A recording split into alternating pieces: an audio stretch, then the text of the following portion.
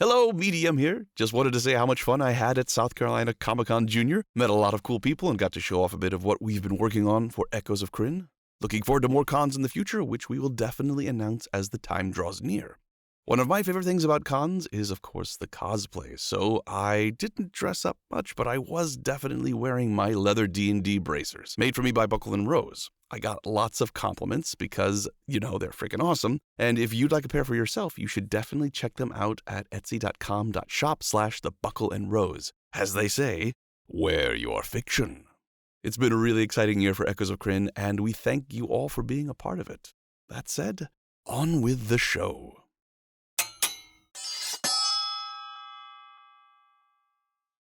Hail and well met, and welcome to Echoes of Krynn, Dragons of the Hidden Flood, a Dungeons & Dragons actual play podcast set in the realm of Dragonlance.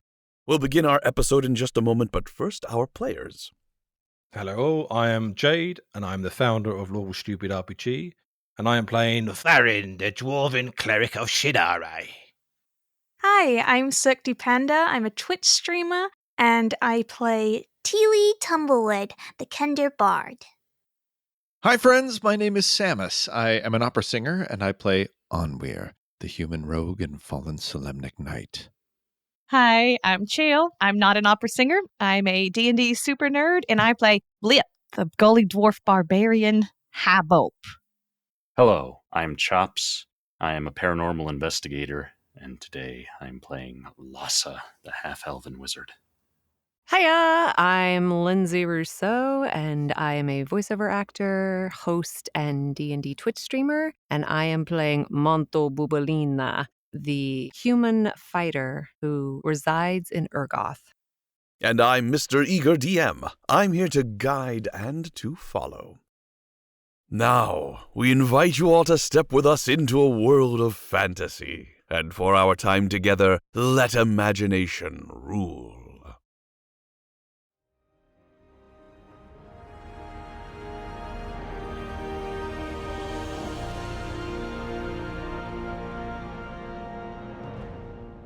Last time, as the adventurers continued their search for a way out of the Tuskanvil Conservatory, ethereal music lured them to the Hall of Stone, from which they recovered a long-forgotten relic, the inveterate lyre, and triggered a deadly collapse of stone and shards of glass.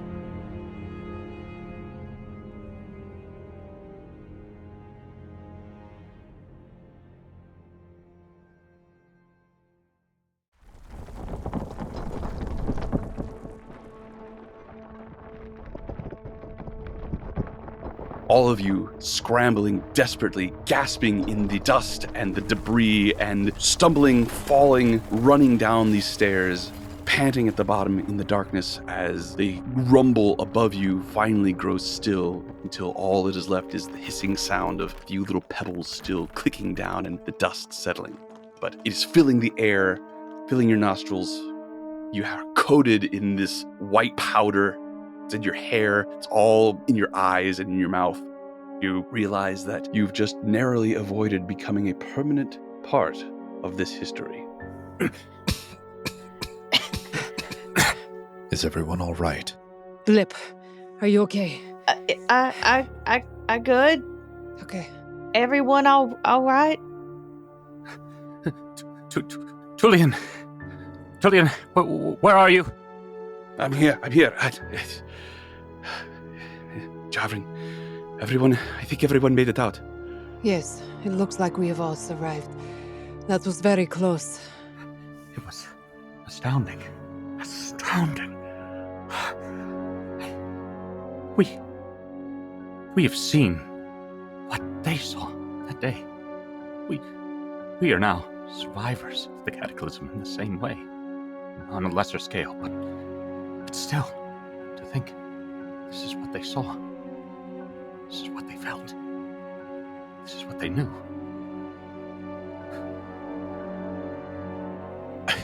I don't know if... I think I'm a little bit more disturbed by the fact that you seem excited as opposed to relieved that we're alive. But we'll leave that for the moment. Well, of course I'm relieved we're alive, but then I wouldn't be excited about what just happened, would I?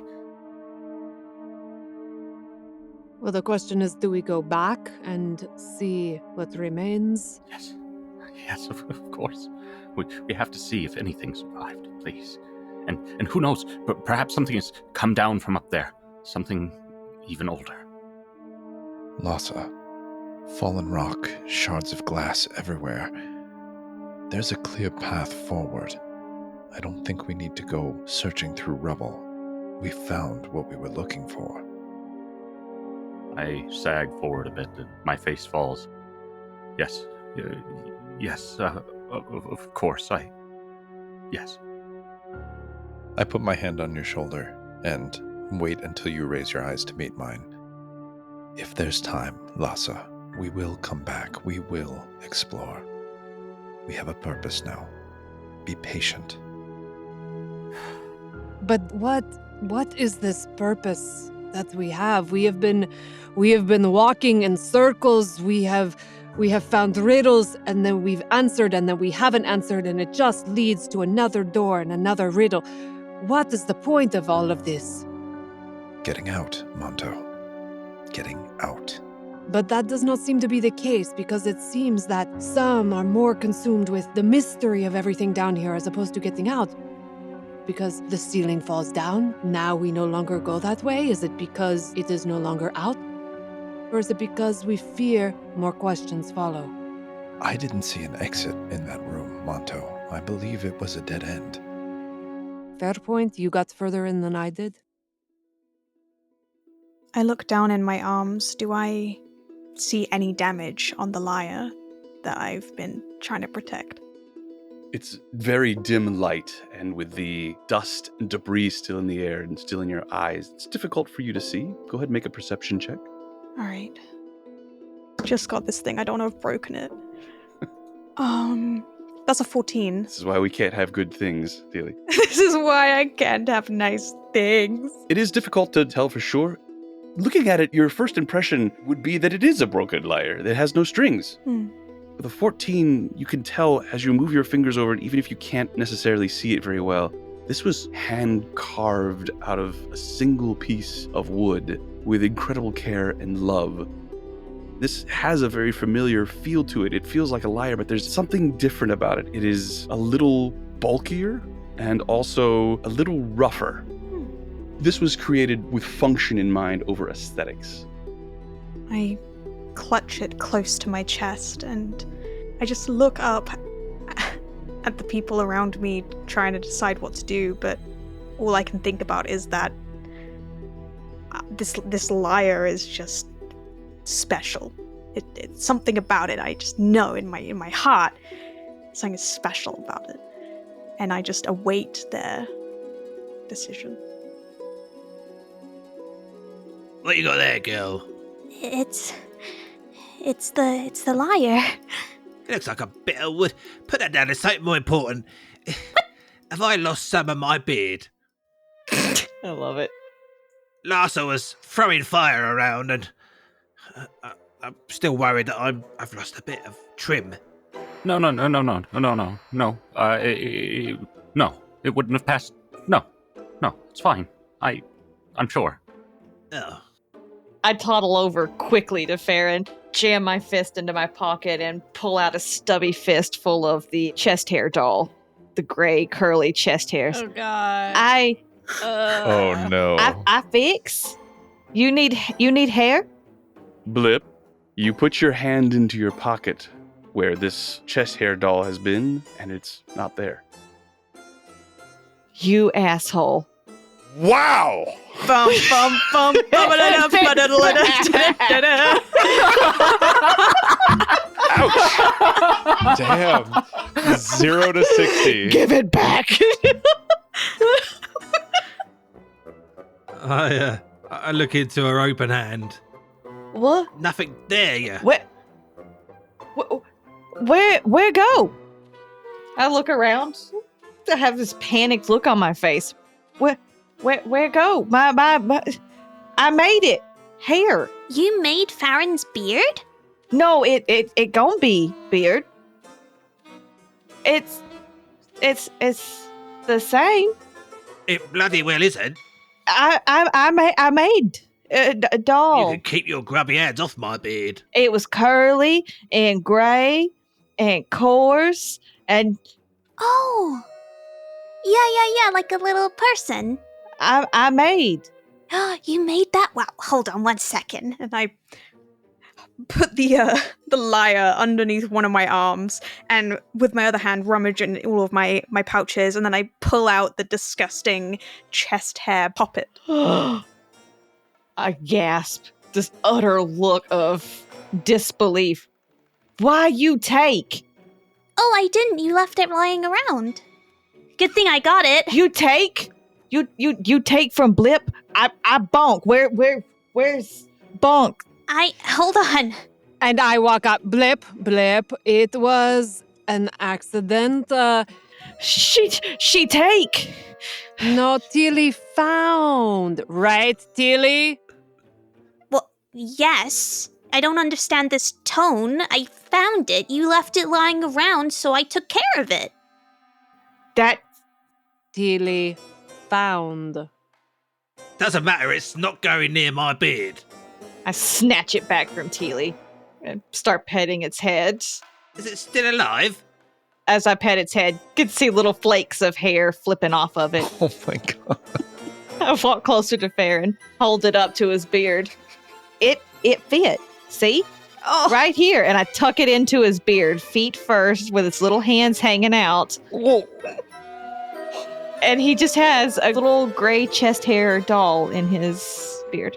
You probably can't see me go red because I'm covered in soot and plaster and whatever else has come from the falling debris. But I start to shake. It okay. I fix. Is this one of those dwarven marriage rituals I've heard so much about? What? Absolutely not. I am married already, thank you very much. And I storm off. Bye. No. Farron, our marriage was fake.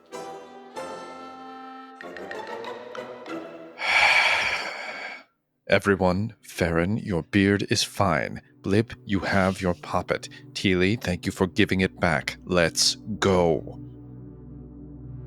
Why he mad?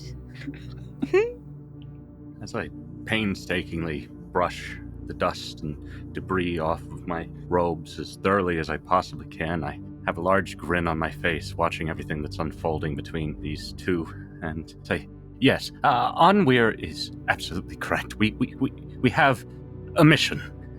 Let us set out. Come. I'm already 45 feet ahead of you. Oh, well. I heartily agree, Your Highness. Jarvid stands up. Yeah, I'm ready to go home. Would that be all right? Unless any more ceilings come down on our heads. Yes, of course. We'll bring you home. We'll make sure that you're safe. I'm sorry for the delays. It's all right. I enjoyed the magic. Good. And one by one, you step down the stairs. There is no going back. As you look up the steps, you could see that what was once a perfectly open and unobstructed entryway into this wide studio is just now a pile of rubble. Might as well be a wall. Let out a small sigh of despair as I turn to leave. You all head down the stairs back into the large workshop below. Described it before as having a centralized location where perhaps the master would have been overlooking the various stations in the room, each one doing a different part of creating what you assume would have been amazing works of art, now lost to time. But unless anybody wishes to stay there any longer, I'm not waiting for anybody else. I have marched out of the room. I've gone back down the stairwell, and I'm moving to the pillar. I'm moving to the pillar where the inveterate liar label was. you head down the stairs back into the main courtyard of the Tuskanvil Conservatory. You could hear your companions following along behind you. As you take 5 steps into the large area dominated by this avalanche, this frozen avalanche of stone that collapsed down into the middle of this large space centuries ago, You freeze as there is a sudden cry of pain that echoes from somewhere in this large space.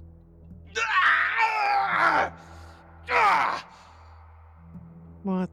I rack my brain of what I could have done to make someone make that noise. Can I make a perception check to see if I can sense the direction? Sure. Yeah, likewise, can I do the same? Yes.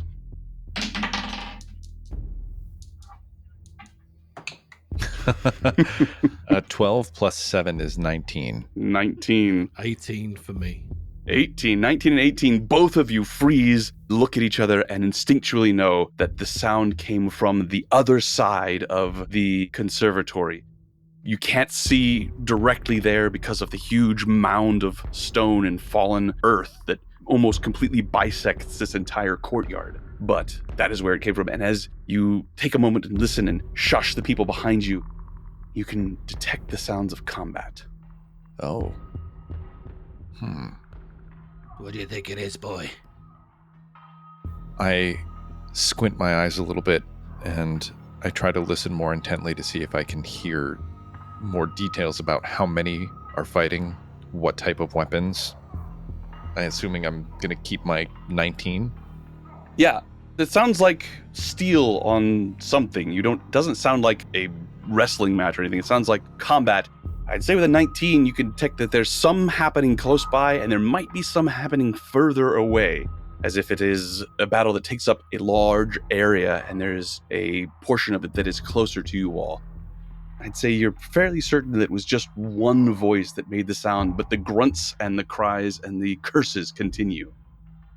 I'll look at the group and I'll say, "Come," and I will run in that direction. Yes, sir. All right. Tulian Haxos puts his arm on Jarvan and slowly follows along behind you all. Does anybody not go? I will also follow, yeah. And I will also. All right. Are you moving quickly, Anwir? Yes. Carefully but quickly. All right. I'm definitely following, but I'm going to get on dinner and ride my valiant steed. What is Dinner's speed? I'm thinking it's 30. Oh, it's 40. It's 40! It's faster than I am. Oh, in that case, yes. As everybody comes moving around this large mound of earth, just before you're about to turn the corner, Blip and Dinner speed past you. And so a few feet in front of you is Blip and Dinner. Yeah, send in the bait. Oh, Send in the brawn. What? what? No, I'm pretty sure it's the bait. Psh, nobody asked you. I can't see anything because I have like no dark vision, so I'm just showing myself in the darkness. Oh yeah, I have no idea where we are right now. Tulian relights the torch that he had that has gone out as the studio collapsed. So there is a little bit of light coming along with you, but yes, it is very dark down here. And if you don't have a light source, then those of you who don't have dark vision, you're not going to be able to see a thing. Yep. As you come around the corner, Blip, you see a man dressed all in black with a hood. It's pulled down a little bit. You can see that he's got one side of his head is a mass of scars and no hair has grown there, but he has a black band of coloring, of soot, of charcoal or something that's around his eyes. And you look at his short sword and you look at his garb. This is very similar to one of the assassins that you and Manto were fighting before you came down here. He is stumbling as right at his throat there is one of these long rodent-like creatures that you encountered before, just attached to his throat, scratching at it and biting at him, and there's a couple of others at his heels. He falls to his knees and falls forward, looking at you as he does, his eyes wide, his mouth opening and closing wordlessly, drops his weapons as these creatures, 3 of them, begin to gnaw on the back of his neck and rip into his flesh. We're going to roll some initiative, friends. Do we help the rats or do we help the Right? assassin? The puppies. Or do we just let this play out, right? Just let this play Right. out. I like my nat that. 1 for initiative. That bodes well with my 25 feet of movement. He still beat me. Don't worry about it. Wow, we're all rolling pretty darn slow. It's because we have that moral idea of which do we help? Do we even help? What do we do? are all in single digits right now. I love the fact that Blip just absolutely blew you all away with initiative. And so, as you come around the corner, Blip, you have but moments to determine what you're going to do because Dinner is charging forward, just come around the corner. What do you do? We ride right past him. Bad man, he fall, ha ha, as we whiz by. What do you do? Run past him. You don't attack any of these creatures? No. All right. Gully dwarves, man. You come around the corner, and unless you stop, you're going to go right past a couple of these rodent creatures. They have a length to them. If you were to put it in real-world terms, they have a dachshund-like shape, but then obviously rodent. They have long, pointed faces with black noses and whiskers, and pointed, slightly larger than cat-like ears. If we ride past the puppies at Dinner's full movement, that would put me up to right around this doorway to the right of the puppies. As you get into this area, a wave of the most delicious smell that you can remember ever having in your nostrils washes over you. You had this experience the last time you came this way. Mm-hmm. It still smells absolutely delectable inside whatever this particular room is. As you go by, one of these creatures lifts its head from the fallen assassin, and as you go by, it looks very different from the ones you encountered before, which had the typical black, beady eyes of a rat or other large rodent. These eyes are clouded over with a pus-like film, and their fur is coated with yellow dust. Ew. You swear there are things growing on it, like lichen or perhaps some sort of large growth of mold. As you ride by it, it does try to snap at you. It has rolled an 18. Damn. Yeah. Wow. 4 points of piercing from that as it bites on you and holds on to your leg for a few moments as you ride past, and then drops as you get outside of its range. That is your movement. Any action for you? I'm going to pull Dinner to a complete stop by grabbing the back of his ears and pulling back. Stop! And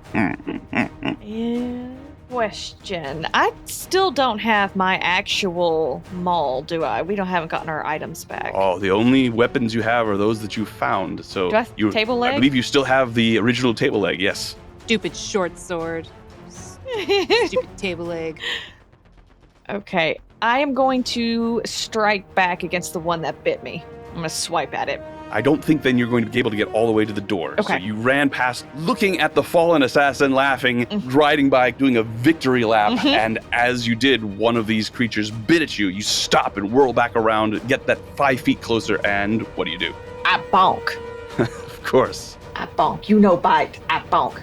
Roll your attack, please, Blip. Damn. That's a 6 hit.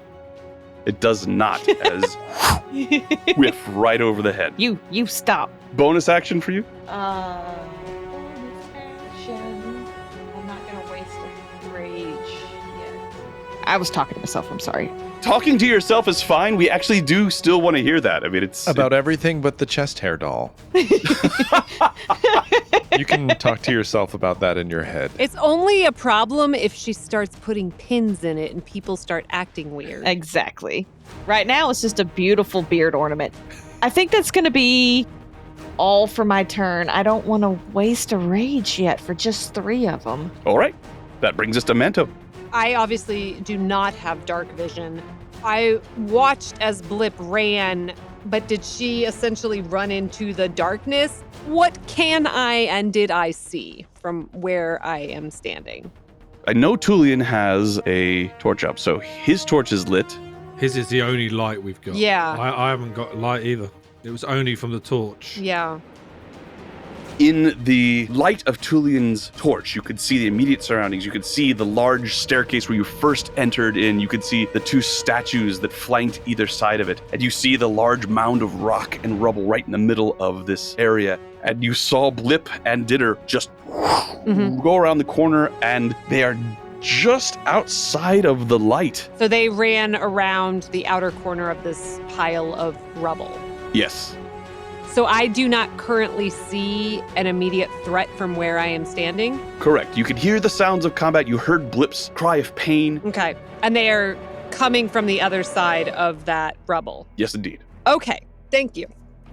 I obviously am not concerned by the sounds of combat. They sound puny to me. They don't sound like real combat. They sound like weenie combat. But I am concerned about Blip because she tends to rush head on into things and make things sometimes worse than they need to be.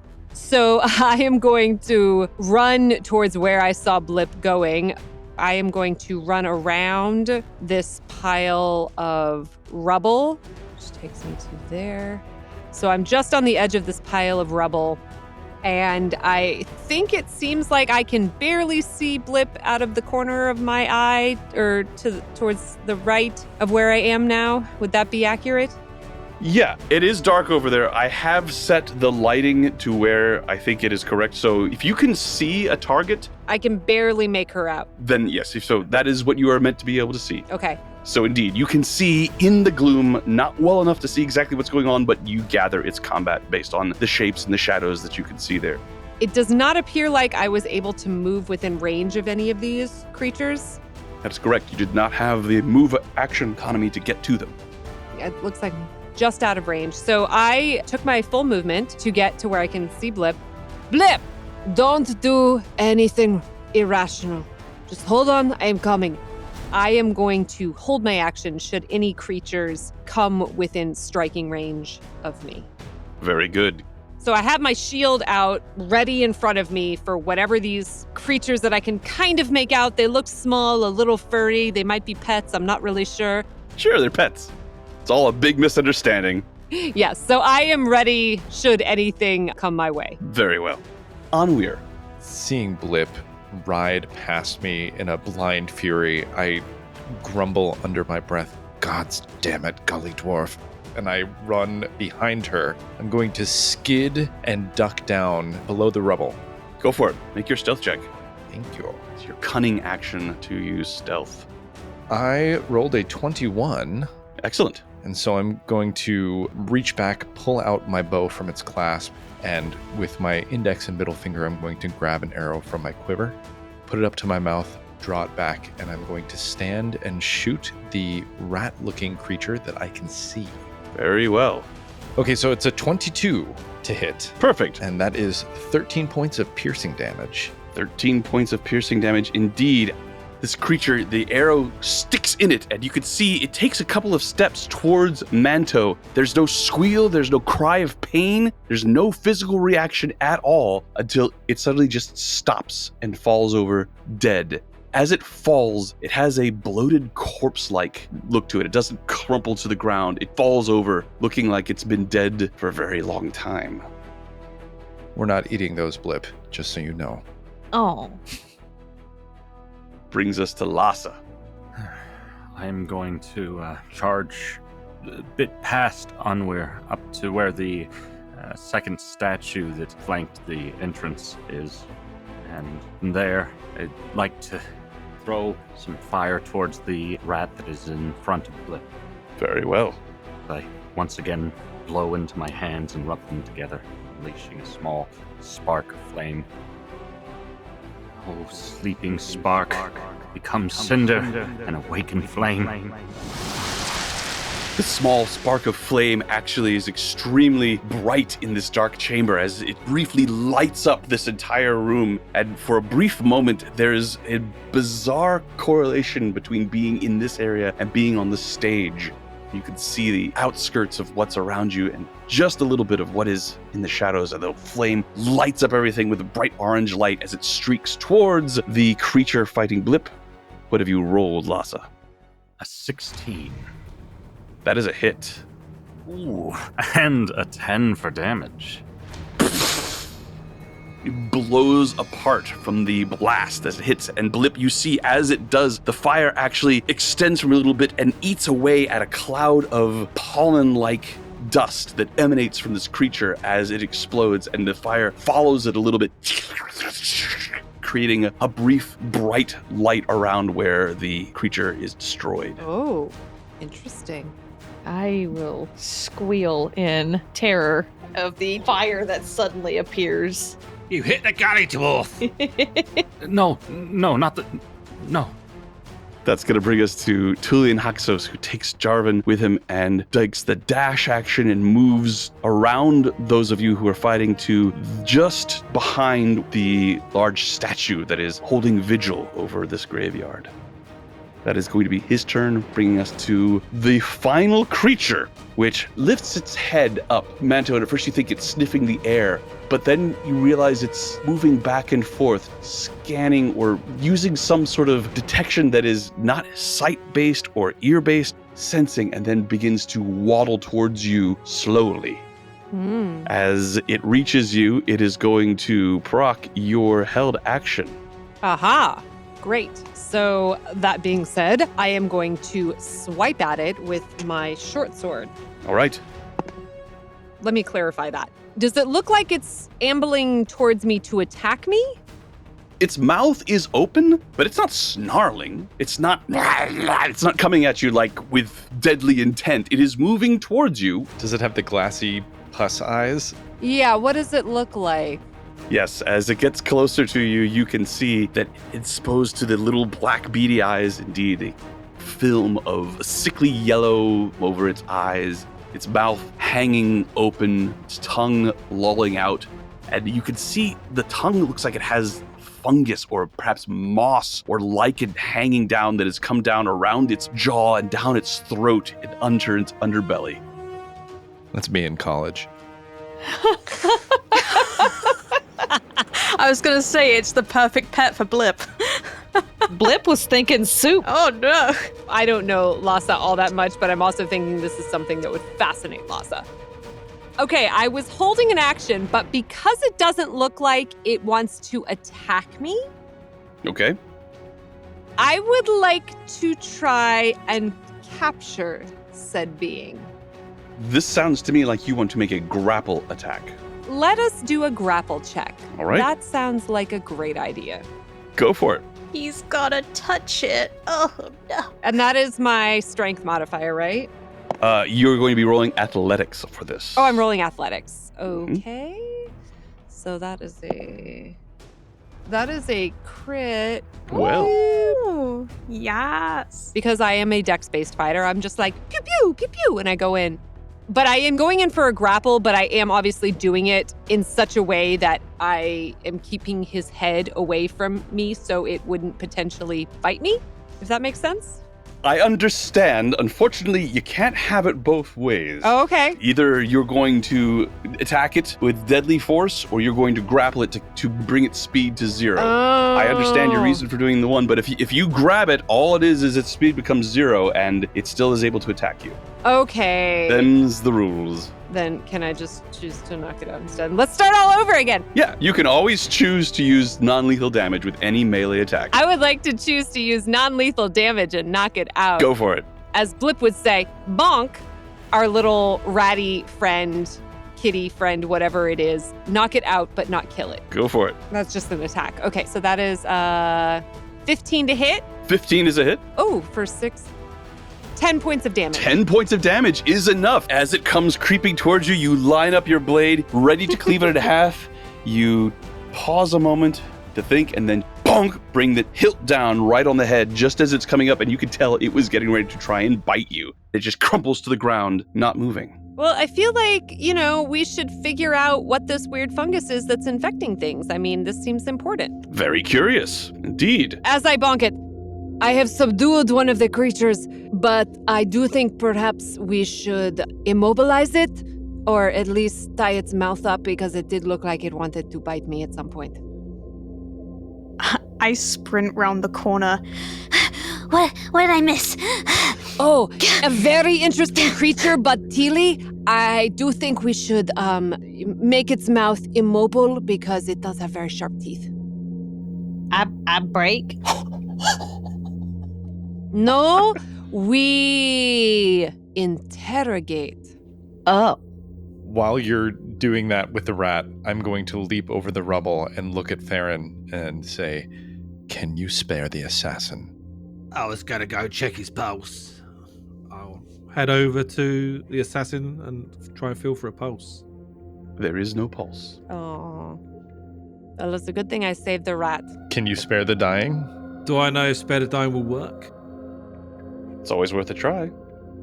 I'll give it a go. I will clutch my amulet and I will speak the words. The mercy of the Silver Mistress calls you back. It is not your time. And I will place a hand upon the assassin's neck where it was bit, and just to see if I can feel any life. Those of you who have seen it before, hold your breath to see whether or not there will be another display of holy magic from this burly and gruff dwarf. But as he says the words, nothing happens. No, he's dead. Who's the Silver Mistress? Is she your mistress? Or is she everyone's mistress? Is she my mistress? I suppose she could be if you wanted her to be. Sorry, can we define mistress? There are varying definitions of said word. Well, I was Farron's pretend mistress one time when he kept me in his closet. Oh, What? nothing like that. I don't even know how that would work. I have lots of questions now about it. This is a conversation for another day, but I do have questions. I agree. Get your filthy mind out of the gutter. I'm sorry, my mind has been in the gutter since I was born. He would make me dress in a dwarf suit. No, she's my goddess. I'd be very padded out. It's great. All I heard was closet padding and mistress. That's all I heard. Yes. Oh no. Every time you all launch into this weird Dada manifesto of conversation, I'm just shaking my head and walking past you and leaning near the body, and I begin to search it. All right, make an investigation check. As you do, the scent, we discussed this before, but what would be your most favored scent, Anwir, of your entire existence? Something that recalls a time of peace and happiness. You asked me this question before, and I'm trying to remember what I said last time. Doesn't always have to be the same smell. It can be something else. Fresh cut grass. I was sharing wine on a particular evening. I think I smell a childhood smell when I was young, when I remember my mother roasting venison in our hearth. She was heavy with the spices. And I remember walking into the house, getting hit with a wave of nutmeg and clove and cinnamon, and being very excited for that meal. Again, the same wave blasts over you as you are searching the corpse of this assassin. And one by one, as you all gather around in this area to do whatever it is you're going to do here in the next few moments, these scents continue over you, and you can hear the sounds of combat seem to be coming from within this room, this building, this one hall here that has an entrance into the courtyard that you have not gone into yet. As you stand here, you will recall that over the doorway there was a sign that said, "The Hall of Figure."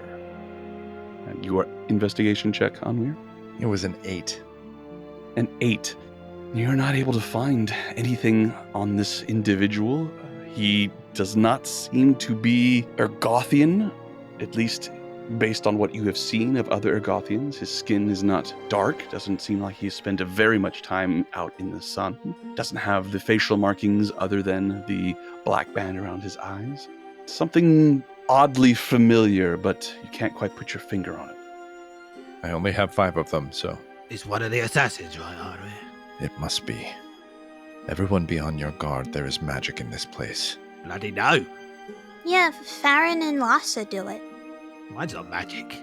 No, this is something that was here, Teely. Smelling things again. What do you smell? I begin to sniff the air. Do I also get my favorite smell again? You do indeed. Oh, I'm thinking this time it's the smell of Farron's closet. Farron's closet. Ah, yes. Home. Safety. Strange euphemism, but whatever. Mothballs and regret. It was probably freshly harvested potatoes back when I would help one of my grandmother's farming in the gardens. Nice. So an earthy smell, but also that has that fresh greenery smell as the stalks of these plants are removed from the tubers. It smells good. So you have a dead assassin who does not seem to have anything on him other than his short sword. This does not seem to be one that has a short bow, or if he did, he's lost it.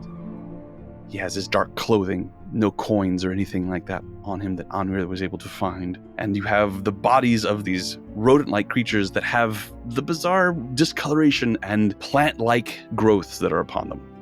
What do you do?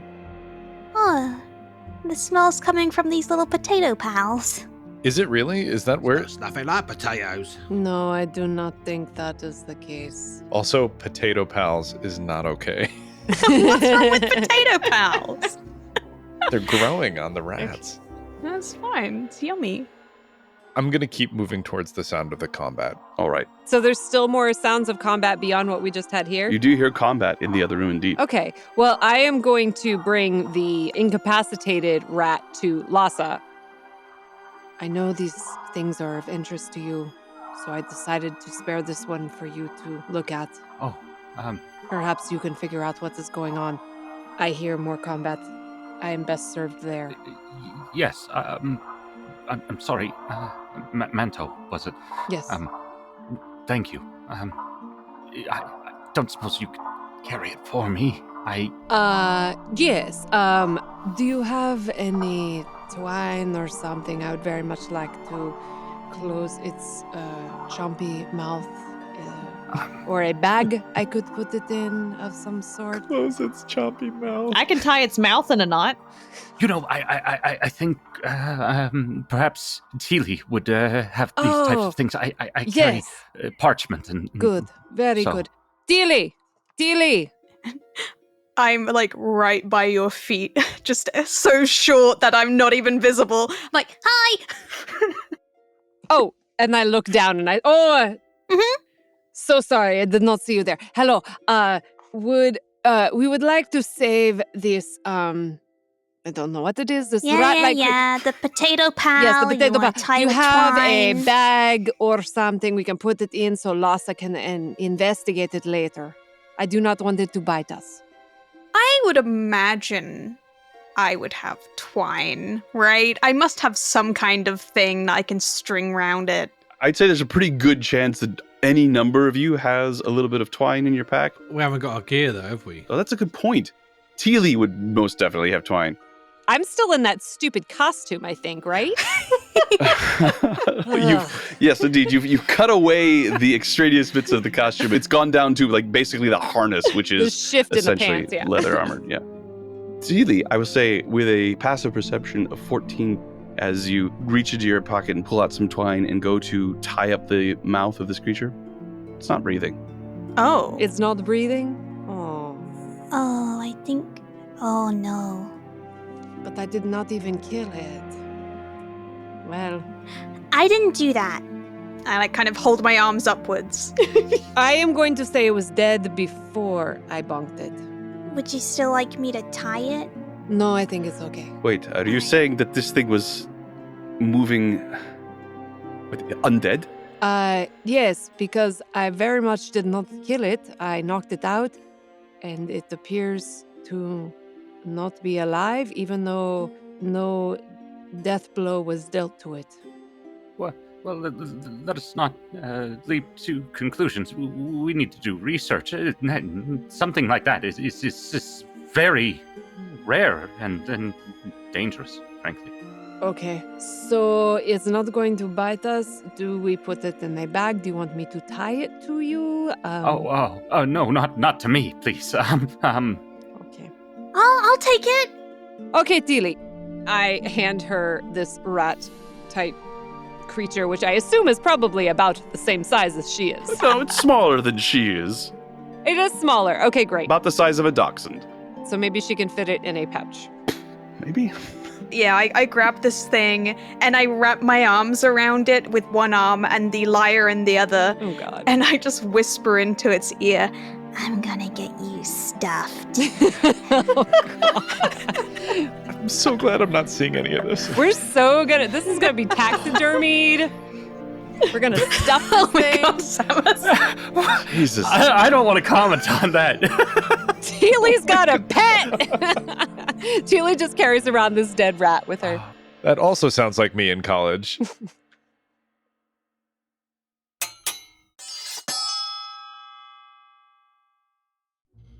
All right, sit your backsides down. It's time for a commercial. What's a commercial, Farron? Well, it's a special shout out to those who look after us, you see. In this case, it's when dwarves come together, share our trinkets and collections. Imagine sacred role-play games, collectible cards, miniatures, and even a dwarf's favourite, comic books. Everything you can think of to keep our hearts aflame with the spirit of adventure. Farron? Oh, yes, my dear. You're acting really weird. But where'd you get all this cool stuff? I mean, did you steal it from a dragon's hoard? What? Absolutely not. The cheek of it. Kector's accusing me. I buy all my treasures from Borderlands comics and games. Incredible merchant. Ooh, does this merchant by chance have a stall in the market square of Gwynedd? Oh, and do they have, those, action figures or statues? Oh, no, girl, they're not in Gwynedd. Oh, yes, Farron. I know just the kind she means. But if not Gwynedd, then where? They're not from here at all, actually. But they do have just what you described.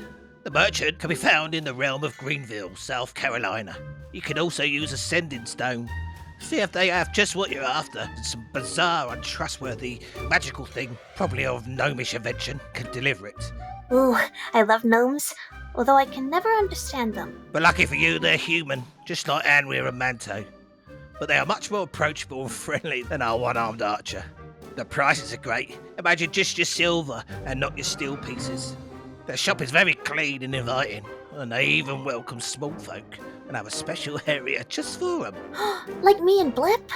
Absolutely not. Oh, no, Teely, come now. Farron clearly means children. You know, and also those small men that come from the 41st millennium. Something about a warhammer, I think. Well painted, too. Oh, so we can't go? Well, only if Anwir takes you both. He'll love that. We'll just have to message them beforehand. No doubt they will have a no Kender and Gully Dwarf policy. Ooh, I love this one. No touching! And this comic Put book? them back! Ooh, what's this Where's my golden Pikachu card? gone? Oh, Get your Teely, wandering Teely, hands off look. them. Is that Oh, my it's mint so coat at shiny. number They- I thought 23? maybe all Magic of these cards. were valuable for You you rolled a guys. spine. So really And- should oh, be Visit good. Borderlands Comics and Games in Greenville, South Carolina. Read, build, play. Find them at borderlands.us on the web and Borderlands CG on Instagram. Please tell them Farron True Self will send you.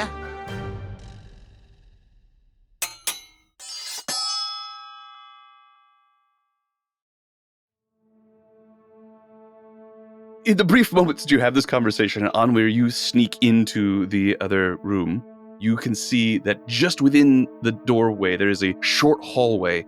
The opening to this room, there is no door. There is just rubble and rot, where whatever door, whatever barrier was here at one point, rotted away long ago. And you were able to walk into the corridor that leads directly from this door further into the Hall of Figure. You see a body about 10 feet on the ground from when you come in. As you step a little closer, you exit out of the area that is lit by Tullian's torch. Tullian, I need your light. Right. All right. I'm sorry. My duty is clear. I cannot take the prince where there is obvious danger. He holds you the torch, Anwir. He says, I cannot in good conscience take him towards it. I will stay here with the prince and await your return. I will look at the torch and then look at my bow in my one hand, and then I will kind of give him a side glare, and I will look at Farron. Oh, I forgot you can't see. Oh, I'm sorry. Forgive me. I'm just looking between them both.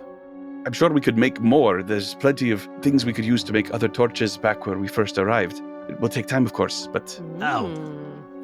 You want me to carry it? What about if we strap it to your back? I carry fair. You know you too heavy. I carry. Blip strong. Oh, have you known I'm strong enough to carry a torch? My perfect physique. Blip fix. Hey, what? You can't fix my physique. It's perfect. I point to his beard where this little poppet buddy is still riding. Oh, I forgot about that. Farron, take the torch. Okay. Farron, what smell do you smell coming from this hall? I smell a sweet dwarven dessert called black pudding. And I lick my lips. Ugh. There's no deleterious effect from this scent. It is pleasant, but it is odd, of course, and unsettling, perhaps, but you can't see anything wrong with it. Who is going with Onweir into the Hall of Figure, moving in the direction of this combat? You can hear the sound of metal clanging. I'll be behind Manto. I'll be following. I'll just might be lagging behind a little bit. Anyone not following other than Tullian and Jarvan? Somebody should stay with the prince. Yes. Yes. Perhaps it would be best if I did. I don't get what the big deal is about the prince. There's 5 others of him. No. No, Teely. Look, just understand he is very important to protect. I don't need all this. I want to see it. Tullian strokes his chin for a second. You could see actually some of the yellow markings on his skin have begun to run a little bit, showing that at least a portion of what he has on his face is not tattoo, it is actually paint. I will move a little further until we see what the source of the danger is, and then we will hang back. At least that way, if everyone needs to run, we will be together.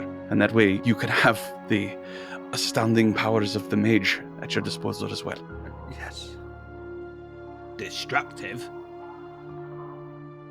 Would you like me to lead, Onweir? Please. So, Tullian and Jarvan hanging back, you enter into the Hall of Figure. As you step into this room, you see bodies of some more of these rat-like creatures strewn about, clearly having died in combat. You could see another 2 of the assassins dead. One of them has one of these creatures crawling on it, gnawing at its ear, and Oh, God. trying bizarrely to move the head, not paying attention to you at all. I will step forward. Farron, you step forward. You can see the hallway continues further down from where you are, but there is a large door to your left that is broken open. The sounds of combat seem to be coming from there. Okay, I will head over towards the door and peer in, but keep the torch behind me. As you step around the corner, you can see into this room there is a large marble staircase that takes up almost the entire length of this wide corridor past this door, leading up to a circular dais that fills the other room. It goes up about 3 to 4 feet. On the dais, you can see more of these assassins fighting with these rodent-like creatures. There are quite a number of them, and they're slaughtering them almost as easily as you all did, just one after another, as they come from an unseen source coming towards the assassins. You can see some of them are wounded, some of them are not. There seems to be something else in the room. In the middle of this room, this dais, there is a 5-foot raised platform that sticks up in the middle of it, another circular platform in the center, and there are statues on the top of it with their arms raised as if dancing, and there is a little bit of light shining down from one of the hands of these statues.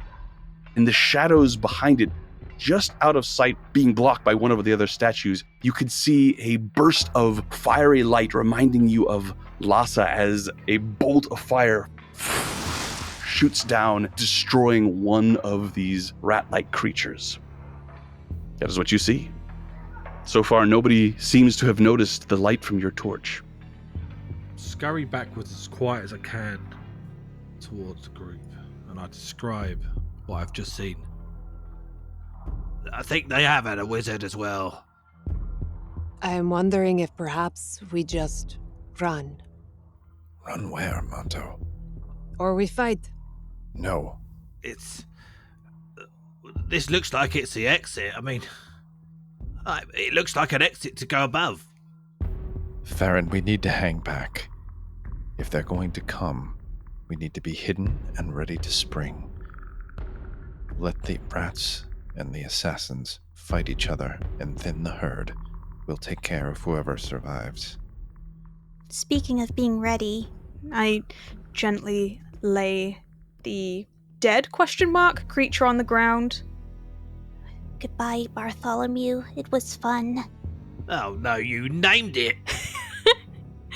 I try and fashion something to wrap around the lyre so that I can have it attached to me but still use my hoopak. The twine that you are going to use to tie up Bartholomew will serve very nicely to hold to this lyre. Perfect. I will do just that. Now that you're inside this hall, the scents that you've all been smelling are even more intense and stronger. Those that remind you of delicious food, your mouths begin to water. Those that remind you of pleasant memories, they are very present, a very visceral and strong feeling. What do you do? If that's the exit, I mean, we could go straight on. I don't know what straight on is. I can have a look, but we might have to put out the torch for a little while. Or you could just leave it here with them if you were to go ahead. And while you go ahead, I would really quite like to see if it truly is a mage. I won't get close, but I have to see. I'll hand over the torch back to Tulion. He takes it. I'll have a look up front.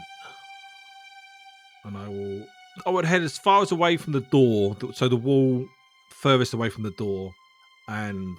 Understood. Yeah, about 20 feet wide, these halls. Yeah, and I will just keep going down the corridor, obviously not running or trying to make a noise, but I will keep going to the end as far as I can.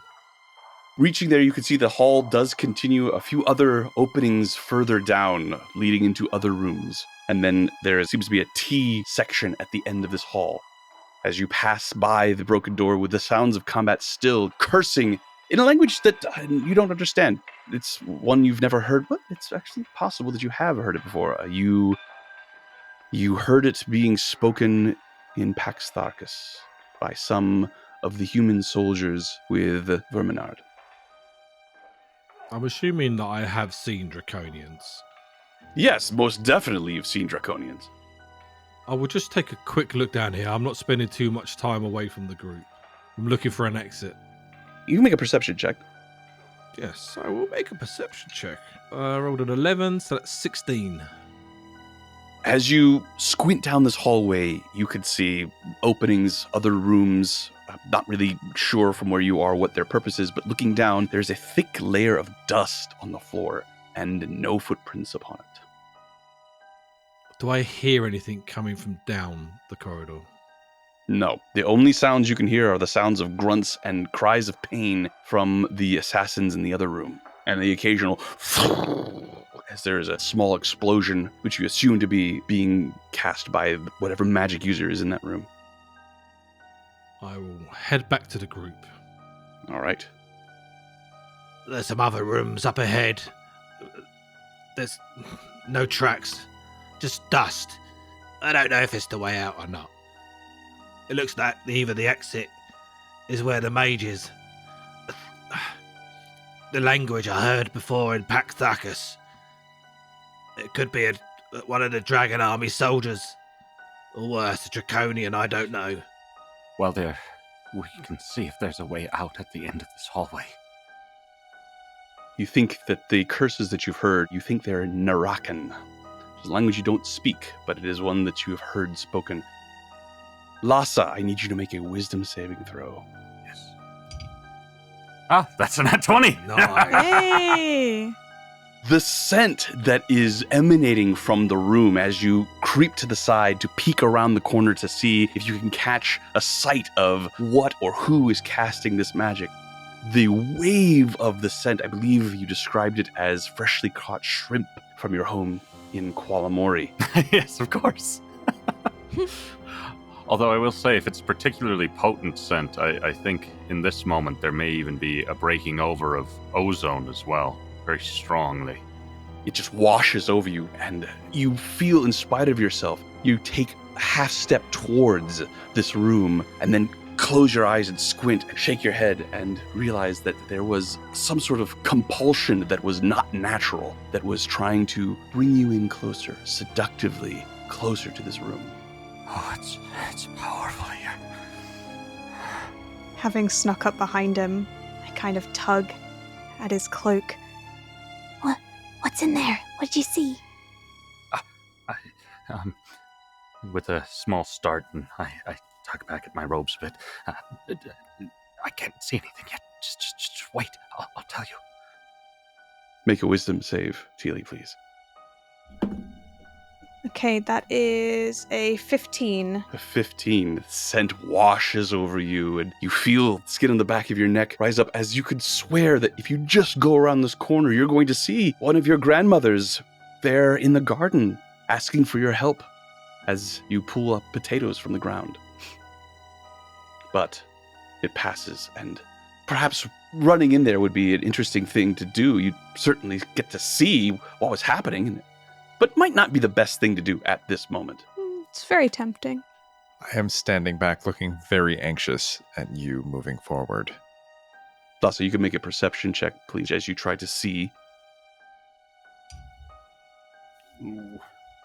It's a 5. I see nothing. There is a little light shining down from the upraised hand of one of the statues in the middle of this room, but the statue that is directly in front of you is blocking your view of whatever is beyond it, casting these spells. There are stairs going up, yes, so this is a raised. I think I need to try to sneak a bit closer. All right. Make a stealth check. I'm gonna be right behind his All butt until I roll as well. Make a stealth check, yes. 17.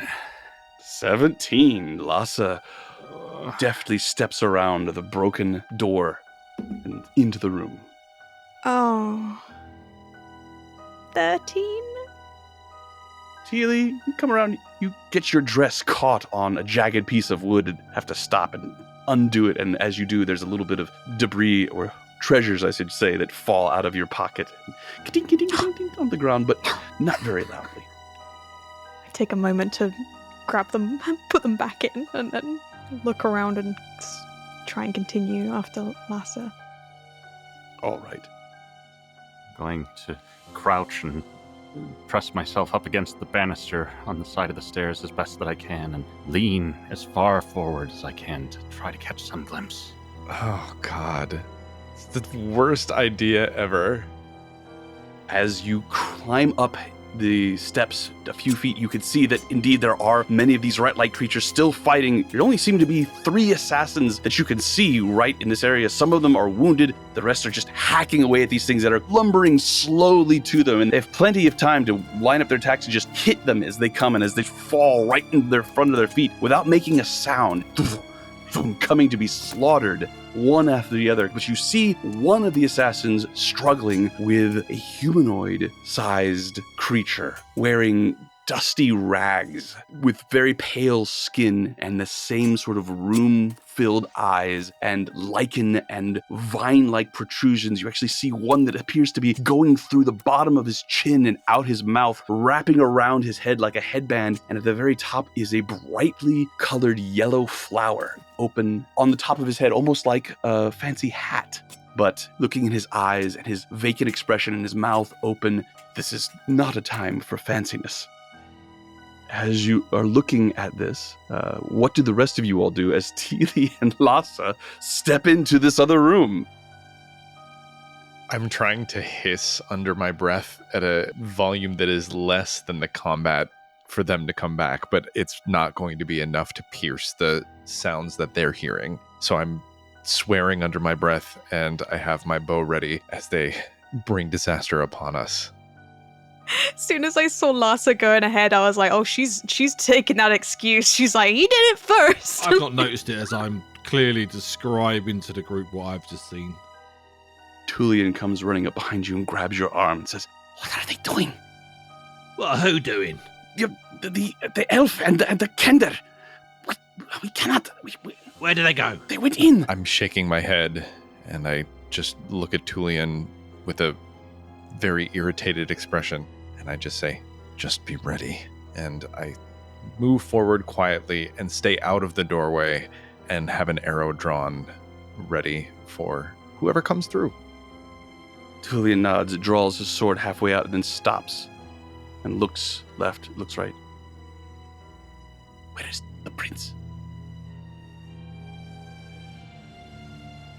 With your passive perception, Anwir, you have to take just a second as you see Jarvan, his eyes bright, his mouth grinning wide, Oh no. step around the corner behind Teely, and Lhasa looks back at you, says, Etzad's sweet cakes! They're right in there! And he turns and begins to run up the stairs. That brings us to the end of this episode. Thank you for listening and making Echoes of Krynn a part of your day. We really appreciate it. If you'd like to know more about us, you can check us out on the web at echoesofkrynn.com and on Instagram at echoesofkrynn. Until next time, Eslaros oth bithas. Farewell.